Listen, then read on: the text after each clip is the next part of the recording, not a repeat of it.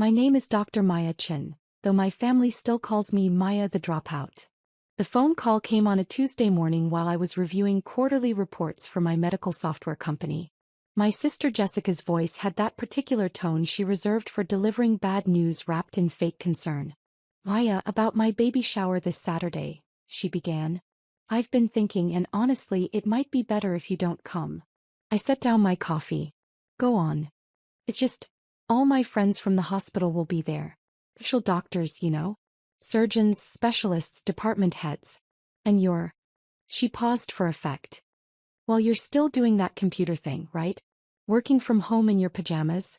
I just think the conversation would be awkward for you. You wouldn't have anything to contribute."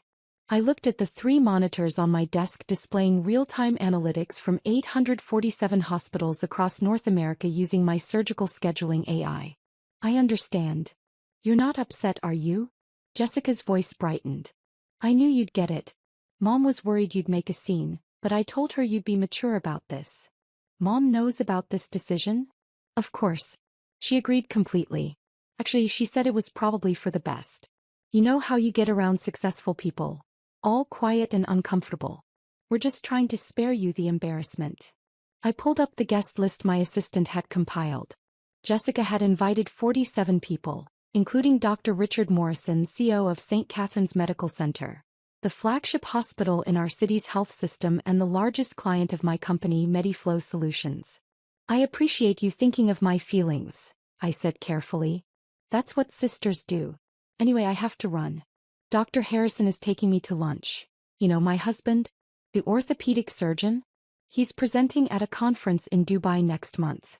But of course you wouldn't know about that kind of thing." She hung up before I could respond. I sat there for a moment, then called my assistant. "Sarah, about the Healthcare Innovation Gala next Friday. Confirm my attendance. And send flowers to Jessica's baby shower. Something tasteful. Include a card. Wishing you all the best. Maya."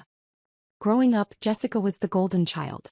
Straight A's, captain of the debate team, full scholarship to medical school. I was the weird kid who spent weekends coding instead of socializing, who chose a state school for computer science over the pre-med track my parents had planned. "Maya's wasting her potential," my mother told relatives at every family gathering. "She could have been a doctor like Jessica. Instead, she's playing with computers." When I dropped out of my corporate job at 26 to start my own company, the family response was predictable. "You're throwing away a stable career for what? An app?" My father's voice dripped with disappointment. "Jessica is saving lives." "You're— what exactly?" "Building healthcare software," I'd explained. "Surgical scheduling AI that reduces operating room downtime by—" "So you're a secretary," my mother interrupted. "Scheduling appointments." There was no point arguing. Let them think what they wanted. I'd actually identified a massive problem during a hospital visit when my grandmother needed surgery. The operating rooms sat empty for hours due to scheduling inefficiencies while patients waited months for procedures. Surgeons wanted to operate, patients needed surgery, but the scheduling systems were archaic, running on software from the 1990s. I spent 3 years building the solution. MediFlow's AI analyzed surgeon preferences, patient urgency levels, equipment availability, and staff schedules to optimize operating room usage. Early beta testing showed we could increase surgical capacity by 34% without adding resources. The first hospital that adopted us was St. Catherine's Medical Center. Dr. Richard Morrison, the CEO, took a chance on an unknown 29-year-old with a radical idea. Within 6 months, St. Catherine's surgical volume increased by 41%. Patient wait times dropped by 63%. The hospital saved $8.3 million in the first year alone. Dr. Morrison called me personally. "Maya, this is revolutionary. We need to talk about expansion." 3 years later, MediFlow was in 847 hospitals across the US and Canada. Our valuation hit $340 million after our Series C funding round. I owned 61% of the company. But to my family, I was still Maya the dropout who plays with computers. Jessica married Dr. Derek Harrison 2 years ago. The wedding was a showcase of medical elite. Every conversation revolved around surgical techniques, research grants, and hospital politics. I was seated at the back table with distant cousins and plus ones nobody knew. "And what do you do?" one of Derek's colleagues asked me during dinner. Before I could answer, Jessica leaned over. "Maya does computer stuff. Nothing medical." "Derek, tell Dr. Patterson about your groundbreaking knee reconstruction technique." I excused myself early. Nobody noticed. The baby shower was scheduled at the Meridian Club, an upscale venue overlooking the harbor. My mother had insisted on co-hosting, which meant she'd spared no expense to impress Jessica's doctor friends. I wasn't hurt by the disinvitation. I was curious. You see, 3 weeks earlier, St. Catherine's had approached me about something significant. They wanted to host the annual Healthcare Innovation Summit, a prestigious conference that drew medical leaders from around the world. The keynote speaker was always someone who'd transformed healthcare delivery. Dr. Morrison had asked me to keynote. "Your work has changed how we think about surgical capacity," he'd said during our video call. "Hospitals nationwide are seeing results they never thought possible. The industry needs to hear from you directly." I'd accepted. The summit was this Friday, 2 days before Jessica's shower. Sarah had also mentioned something interesting. Dr. Morrison's wife was on the guest list for Jessica's baby shower. They'd apparently met at some hospital fundraiser, and Mrs. Morrison had taken a liking to Jessica, which meant Dr. Morrison would likely attend the shower with his wife. And he would see the photos. You see, I'd been doing my homework. Jessica's social media was public, and she'd been posting extensively about the shower preparations. The theme was medical miracles. Decorations included stethoscopes, tiny scrubs, and framed photos of inspirational medical moments. One of those photos, posted just yesterday, showed Jessica beaming next to Dr. Morrison at a hospital gala. But in the background of that photo, clearly visible, was another frame on the venue's wall, the Healthcare Innovation Awards ceremony from last year, where Dr. Morrison had presented me with the industry's highest honor. Jessica had cropped herself into a photo without realizing what else was in the frame. I said nothing. I just watched. Friday arrived. The Healthcare Innovation Summit was held at the Grand Ballroom of the Westin Harbor, with 1,200 attendees, CEOs, surgeons, hospital administrators, health tech investors, and medical journalists. I wore a navy suit and tried not to throw up from nerves. Dr. Morrison introduced me himself. 3 years ago, a young entrepreneur walked into my office with an idea that sounded too good to be true. Increase surgical capacity by 1/3 without adding resources? Impossible, I thought. But Maya Chin didn't just promise results, she delivered them. Today, MediFlow Solutions operates in 847 hospitals, has facilitated over 340,000 additional surgeries, and has fundamentally changed how we think about healthcare resource optimization. Ladies and gentlemen, please welcome the founder and CEO of MediFlow Solutions, Dr. Maya Chin. The applause was thunderous. I hadn't told my family I'd completed my doctorate. I'd finished my PhD in computer science and healthcare informatics 2 years ago, doing the coursework at night while running my company. The graduation ceremony conflicted with Jessica's engagement party, so I'd skipped it. Nobody asked why I wasn't there anyway. My keynote went well. I spoke about the intersection of technology and compassion, about how every minute of operating room downtime represented a patient still waiting, still suffering. I shared data. MediFlow hospitals had collectively performed 340,000 additional surgeries in 3 years, 340,000 patients who got care months or years earlier than they would have otherwise. We're not just optimizing schedules, I concluded. We're optimizing hope. Standing ovation. 3 venture capital firms requested meetings. Forbes wanted an interview. Dr. Morrison shook my hand with genuine warmth. You've made healthcare history today, Maya. The industry will never be the same. That evening, the photos hit social media. Medical News Today, Healthcare IT Journal, and Modern Hospital Management all ran features. The summit's official Twitter account posted a photo of me receiving a standing ovation captioned, "Dr. Maya Chin, MediFlow Solutions CEO, receives recognition for revolutionizing surgical capacity optimization. 847 hospitals. 340,000 plus additional surgeries. One brilliant mind." My phone buzzed with congratulations from colleagues, investors, and hospital executives. One notification stood out.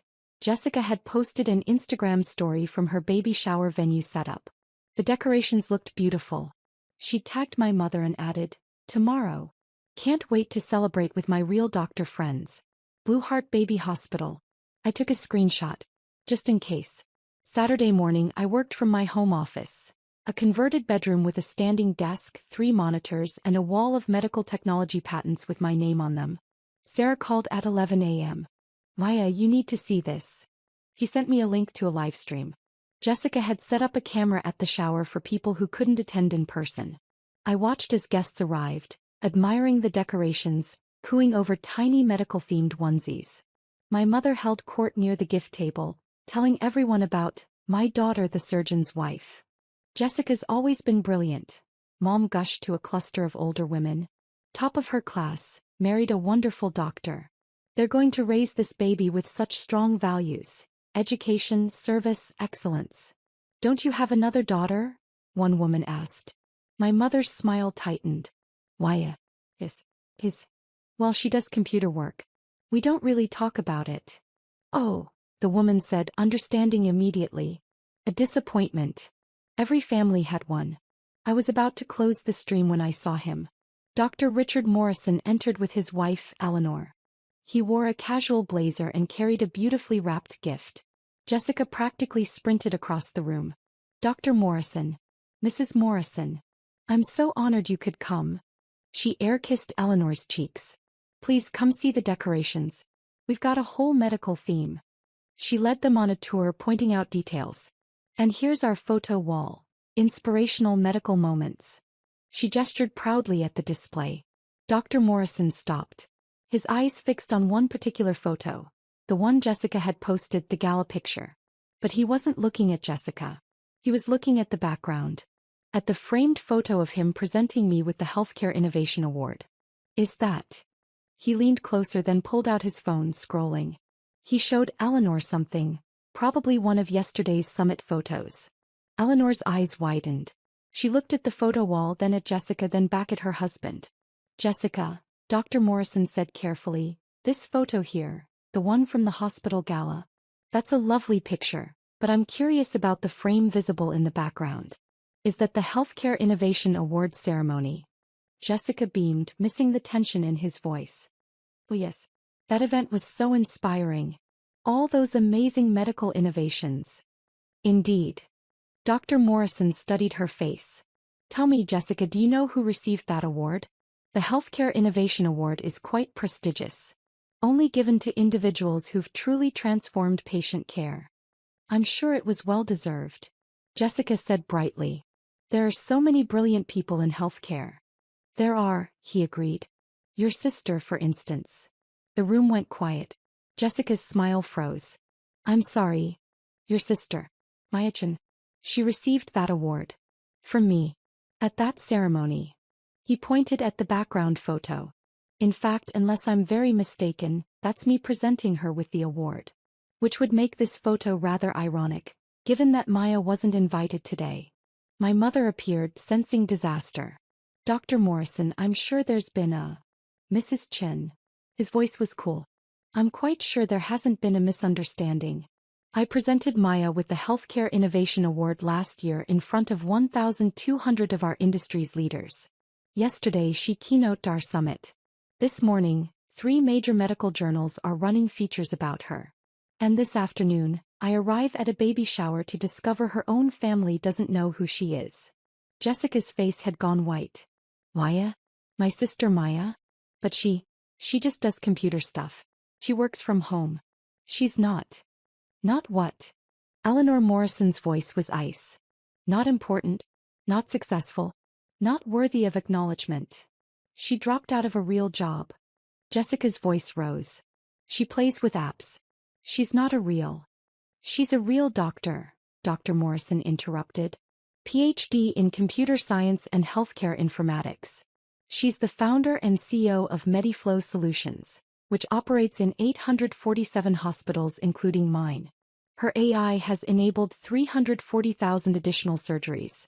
Her company is valued at $340 million.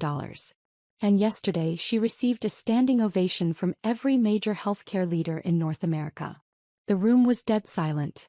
My mother swayed slightly. That's not possible. Maya doesn't. Dr. Morrison pulled out his phone and held it up. showing yesterday's Forbes tweet. Dr. Maya Chen's MediFlow Solutions revolutionizes surgical scheduling. $340 million valuation, 847 hospital network. PhD innovator receives standing ovation at healthcare summit. The photo showed me on stage, confident and smiling. This Maya? He asked quietly. The one who wasn't invited because she'd embarrass the doctors. Jessica grabbed the phone, staring at the photo. No, there's been a mistake. Maya doesn't have a doctorate. Maya doesn't run a company. Maya is just what? Eleanor asked softly. Jessica's hands shook. She's supposed to be the failure. I'm the successful one. I'm the doctor. I'm the one who... You're a third-year resident, Dr. Morrison said. A fine resident from what I hear, but a resident nonetheless. Your sister is transforming healthcare on a global scale. She's saving thousands of lives by making surgery accessible to patients who would otherwise wait years. And you disinvited her from your baby shower because you were embarrassed by her. I didn't know. Jessica's voice cracked. Nobody told me. How was I supposed to? Did you ask? Eleanor's question hung in the air. Did you ever once ask your sister about her work? About her life? Or did you just assume she was beneath you? My mother found her voice. Maya never said anything. She never mentioned. Dr. Morrison's laugh was bitter. I wonder why. Perhaps because every time she tried you called her a secretary? Because you seated her at the back of the wedding with strangers? Because you've spent years making it clear she doesn't measure up. He looked around the room at the assembled doctors, many of whom were shifting uncomfortably. How many of you use MediFlow at your hospitals? He asked. Slowly hands went up. 7, 8, 12 people. How many of you have seen your surgical volumes increase? Your patient wait times decrease? Your efficiency skyrocket? More hands. Then you've all benefited from Maya Chen's work. And yet she's not here because her family decided she'd be an embarrassment. He turned back to Jessica. I came here as a courtesy to Eleanor, who thought you seemed like a bright young physician. But I'm leaving now because I don't associate with people who treat brilliance with contempt simply because they don't understand it. Dr. Morrison, please. Jessica reached for him. He stepped back. Save it. I've seen enough. As he and Eleanor walked toward the door, he paused. By the way, Jessica, your hospital, St. Catherine's, where you're doing your residency. Maya's software runs your entire surgical department. Every surgery you've assisted on for the past 2 years was scheduled by her AI. You've been working in her system, benefiting from her innovation, and you didn't even know it. He left. The room erupted. Guests clustered around phones, searching Maya Chen MediFlow. Gasps and whispers filled the air as search results appeared. Forbes profiles, TechCrunch articles, Medical News Today features, photos of me at conferences, at hospital ribbon cuttings, accepting awards. My mother grabbed Jessica's phone and stared at the Forbes article. Her face went gray as she scrolled through paragraphs about my company's growth, my doctorate, my keynote speeches. $340 million, she whispered. Maya owns a company worth $340 million. Jessica was crying now. She never told us. She never said. Because we never listened. My mother's voice was sharp. Every time she tried to talk about her work, we changed the subject or made jokes about her being a secretary. We didn't care. We didn't want to know. Derek, Jessica's husband, stood frozen by the gift table, his phone in his hand. Maya scheduled my last 3 surgeries at St. Catherine's. I've been using her software for 2 years. I've been telling people how revolutionary the new system is. I just never knew it was hers. Why would you? One of the guests said quietly. None of us knew. Her own family didn't know. My phone started ringing. First Jessica, then my mother, then Derek. I let them all go to voicemail. Sarah called instead. Maya, it's happening. Social media is blowing up. Someone at the shower filmed Dr. Morrison's confrontation and posted it. It's gone viral. Over 2 million views in an hour. #MayaChen is trending. Of course it is, I said tiredly. What do you want me to do? I thought about it. About years of dismissal and condescension. About being called a dropout and a secretary. About missing my own PhD graduation because nobody in my family cared enough to ask about it. Nothing, I said. Let it play out. The next 48 hours were chaos. The shower video spread everywhere. Medical professionals across the country shared it with comments ranging from, "This is why we need to celebrate all kinds of healthcare innovation," to, "Imagine being so insecure you can't recognize genius in your own family." Forbes ran a follow-up. "The sister they left behind. How family dismissal fueled a $340 million healthcare revolution." The Atlantic published an essay, "Maya Chin and the Cost of Conditional Love. When Families Only Value Certain Kinds of Success." My phone wouldn't stop ringing. I ignored everyone except business contacts and friends. On Monday, my mother appeared at my office.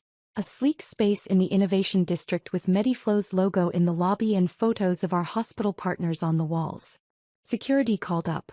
"Dr. Chin, there's a Mrs. Chin here to see you." "No relation," I said. "But send her up."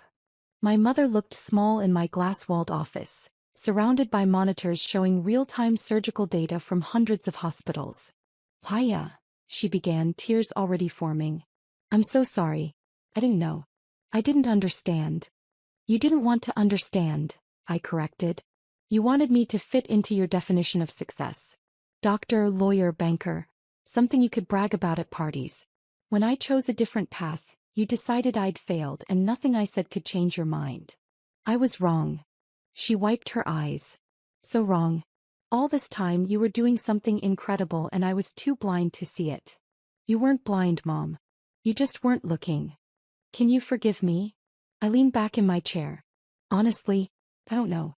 This isn't about one incident. This is about years of dismissal. Years of being told I wasn't good enough. Years of watching you celebrate Jessica's every accomplishment while treating mine like they didn't exist.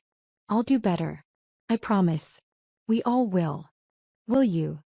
I pulled up my email. Because Jessica sent me 17 messages yesterday. 13 of them were apologies. 4 of them mentioned that she's hoping Dr. Morrison doesn't affect her career at St. Catherine's. So I'm not sure she's sorry for hurting me. I think she's sorry she got caught. My mother flinched. She's young. She's scared. She's 31 years old and a physician. She's old enough to know better. "What do you want from us, Maya? How do we fix this?" I stood and walked to my window looking out over the city. "I don't want anything from you. That's what I've been trying to tell you for years. I didn't build this company for your approval. I built it because patients were suffering unnecessarily and I could help. I didn't get my doctorate to impress you. I got it because I wanted to understand the medical side of what I was building." I turned back to her. "You can't fix this with an apology, Mom. You fix it by understanding that your love shouldn't be conditional. That success comes in many forms. That maybe, just maybe, the daughter you wrote off as a failure was actually changing the world. You just couldn't see it because it didn't look like what you expected." He was openly crying now. "I love you, Maya. I know you do. But love isn't enough when it comes with conditions and comparisons." She left quietly. Jessica appeared Wednesday morning looking exhausted. "Dr. Morrison hasn't returned my calls," she said without preamble. "HR at St. Catherine's wants to meet with me. Derek thinks I should transfer to a different hospital.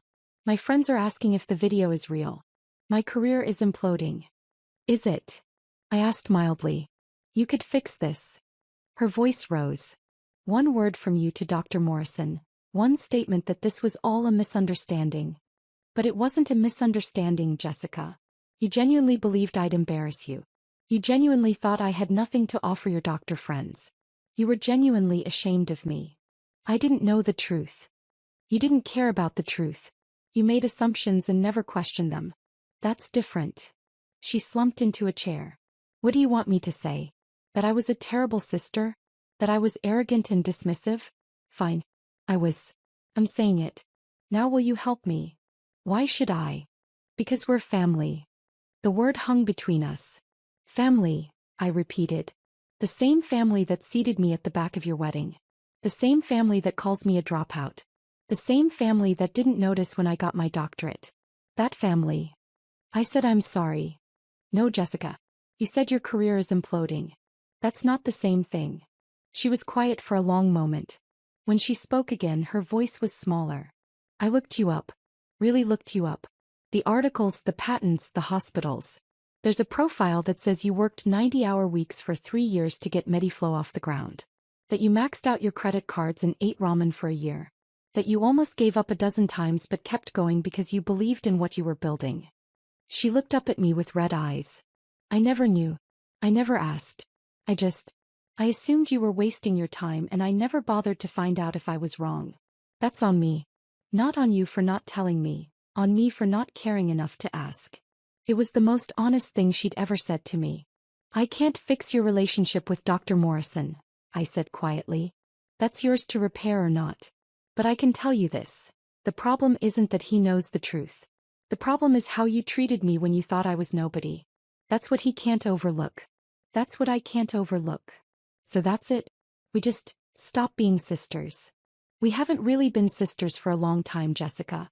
We've been two people who share DNA and occasionally see each other at holidays. If you want something different, it starts with seeing me. Actually seeing me. Not Maya the dropout or Maya the embarrassment. Just Maya. She stood slowly. I don't know if I can fix this. Neither do I. But that's where we are. After she left, I sat in my office for a long time, looking at the wall of photos. Hospitals using our software. Patients whose surgeries had been moved up by months thanks to our scheduling optimization. Thank you letters from families. My assistant Sarah knocked softly. The team wants to know if we're still on for the board meeting Thursday. Of course. Why wouldn't we be? Well, all the media attention. The family drama. They thought you might need time. I smiled. Sarah, I've been dealing with my family's dismissal for years while building this company. A viral video doesn't change that. The work continues. You're remarkably calm about all this. Am I? I pulled up my laptop. Or am I just not surprised? I always knew what I was building. I always knew what I was worth. The only thing that's changed is now everyone else knows too. 3 months later, Jessica gave birth to a healthy baby girl. She named her Maya. The text message came at 2 a.m. She's here. 7 pounds, 3 ounces. Perfect. We named her after you. Hope that's okay. I stared at my phone in the darkness of my bedroom. Another text followed. Not to make up for anything. Not to fix things. Just because you're someone worth naming a child after. Took me too long to realize that. I didn't respond immediately. Instead, I got up and went to my home office, where framed on the wall was the Forbes cover from last month. 40 under 40. The Innovators Reshaping Healthcare. My photo smiling in front of a wall of surgical data. The article inside had a quote from Dr. Morrison. Maya Chin didn't just build a company. He built a legacy. Every patient who gets surgery months earlier than they would have otherwise. That's her legacy. Every hospital that can serve more people with the same resources. That's her legacy. She changed healthcare because she refused to accept that the status quo was good enough. I thought about the baby girl sleeping in a hospital nursery, named after an aunt she might never know. I thought about Jessica holding her daughter, maybe finally understanding what it means to love someone unconditionally, without requiring them to fit a predetermined mold. I thought about my mother who'd started therapy and sent me 1 text a week. Nothing heavy. Just, thinking of you. Proud of you. Love you. No expectations. Just, presence. I picked up my phone and typed, congratulations. She's lucky to have you as her mother. Give her my love. Then, I'll visit when you're ready. It wasn't forgiveness. Not yet. But it was a door left open. Sometimes that's enough. 6 months later, I was back at the Healthcare Innovation Summit, this time as a keynote panelist discussing the future of medical AI. In the audience, in the 3rd row, sat my mother and Jessica holding baby Maya. We'd had dinner the night before, awkward, careful but real. Jessica had brought photos of the baby. My mother had asked about my business, actually listening to the answers. I'm learning to knit, my mother had said suddenly. Baby blankets. I made one for Maya. She'd pulled out her phone showing a lumpy blue and white creation. It's terrible, but I made it myself. I'm learning that things don't have to be perfect to be valuable. Wish I'd learned that 30 years ago. Jessica had been quiet most of the meal, just listening, occasionally bouncing the baby when she fussed. As dessert arrived, she'd finally spoken. I withdrew my name from the awards committee at St. Catherine's. The one that nominates residents for recognition. Why? I'd asked. Because I realized I was doing it for the wrong reasons. For the prestige. For the bragging rights. For mom and dad to be proud. Not because I actually cared about being the best doctor I could be. She'd looked at baby Maya. I want to be different for her. I want her to know that success isn't about titles or awards. It's about doing work that matters. Now, watching them in the audience as I discussed the ethical implications of AI in healthcare, I felt something unfamiliar. Hope. After my panel, Dr. Morrison found me backstage. That was brilliant as always. And I see you have some special guests today. Hi family, I said simply. How's that going? Slowly. Carefully. But going. He nodded. Good. Everyone deserves a second chance. Even people who didn't appreciate what they had. Even Jessica? She's still a resident at St. Catherine's. Even Jessica. She's actually become one of our more thoughtful residents. Spends extra time with patients, questions established protocols respectfully, advocates for efficiency improvements. It's like she finally understood that being a good doctor isn't about status. It's about service. He paused. Though I'll admit I was hard on her at first. That shower incident. It revealed something ugly about how we sometimes treat people we think are beneath us. I'm glad she's learned from it.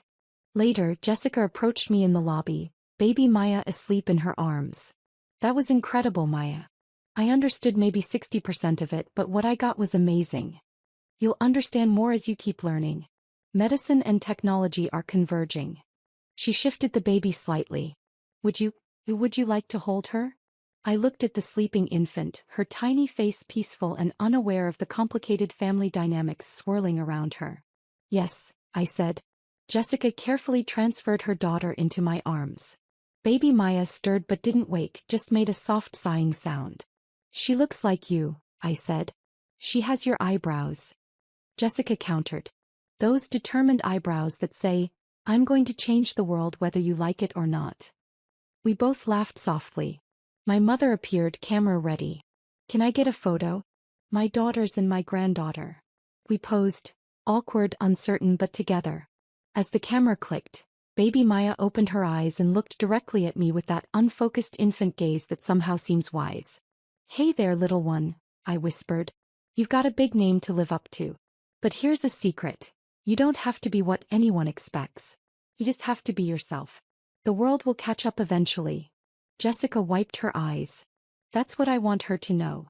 That's what I should have known about you. You know it now. That's what matters. Is it enough? I looked at my sister. Flawed human trying. It's a start. That evening I returned to my office and found an email from the board. Mediflow had just secured contracts with 150 additional hospitals. Our AI was being adopted in Europe. Projections showed we'd hit 1,500 hospitals by next year. But what caught my eye was a different email from a hospital in rural Montana. Dear Dr. Chen, because of your software we performed 12 additional surgeries this month. One of them was my mother. She'd been waiting 14 months for her hip replacement. She walked into church last Sunday, her first time in over a year. Thank you for giving me my mom back. I read it 3 times. This was why I built Mediflow. Not for the valuation or the awards or even to prove my family wrong. For the mother walking into church. For the patient who didn't have to wait 14 months. For the surgeon who could finally operate on everyone who needed help. My phone buzzed. Jessica had sent a photo, baby Maya in a onesie that read Future Innovator. The caption, she's going to change the world. Just like her aunt. I smiled and saved the photo. Then I returned to work. There were 1,500 hospitals to reach, millions of patients to help. And a world that still didn't fully understand the intersection of technology and healing. But they would. They always did. Eventually everyone sees the truth. You just have to be patient enough to wait for them to catch up. And strong enough to keep building while they do. I'd been building for years while my family looked the other way. Now they were finally watching. And I was just getting started.